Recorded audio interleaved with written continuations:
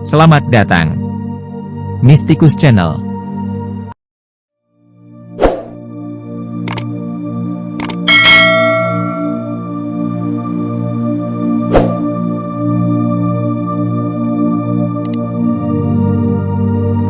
Ibnu Adha al-Adami sahabat Junaid al-Baghdadi.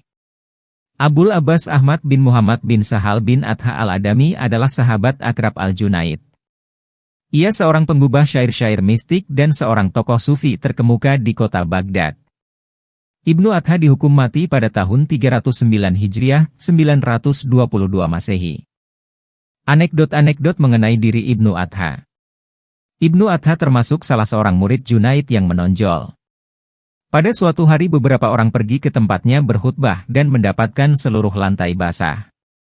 Apakah yang terjadi? Mereka bertanya. Aku mendapatkan sebuah pengalaman mistik, Ibnu Adha menjelaskan. Dalam keadaan malu dan dengan air mata bercucuran aku berjalan hilir mudik di dalam ruangan ini. Mengapa demikian? Mereka bertanya lagi. Ketika masih kecil, Ibnu Adha menjawab, aku pernah mencuri seekor burung dara milik tetangga. Hal ini teringat olehku. Lalu aku berikan 1000 dinar perak kepada pemilik burung itu sebagai penggantinya. Tetapi batinku gelisah. Aku pun menangis, khawatir apakah akibat yang akan kutanggungkan karena perbuatanku itu. Berapa kalikah engkau membaca Al-Quran setiap hari? Seseorang berkata kepada Ibnu Adha.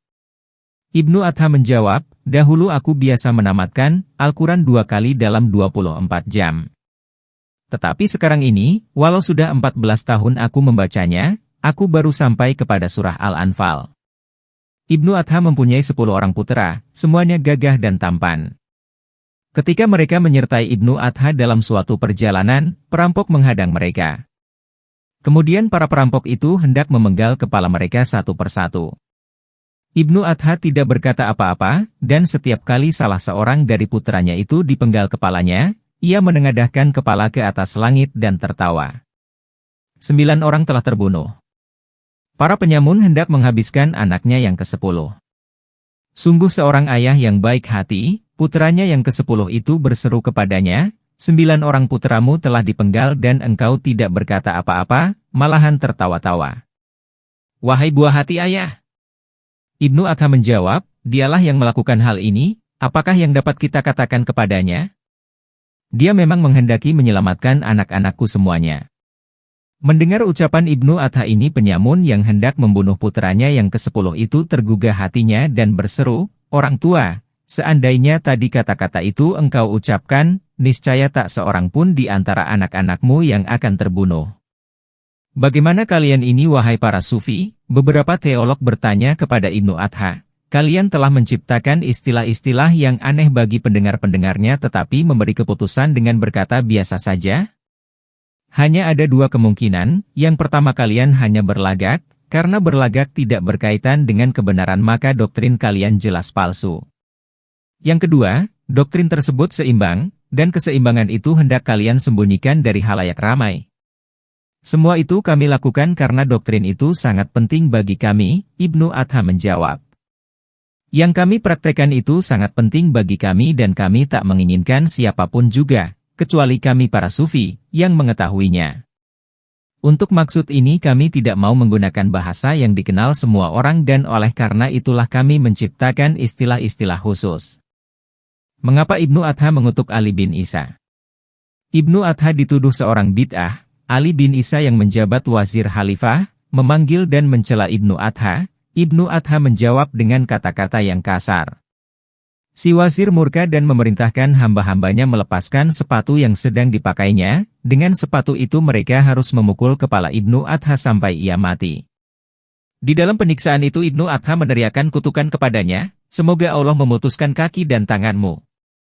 Di belakangan hari Khalifah marah kepada wazirnya, Ali bin Isa, dan memerintahkan agar tangan dan kakinya dipotong.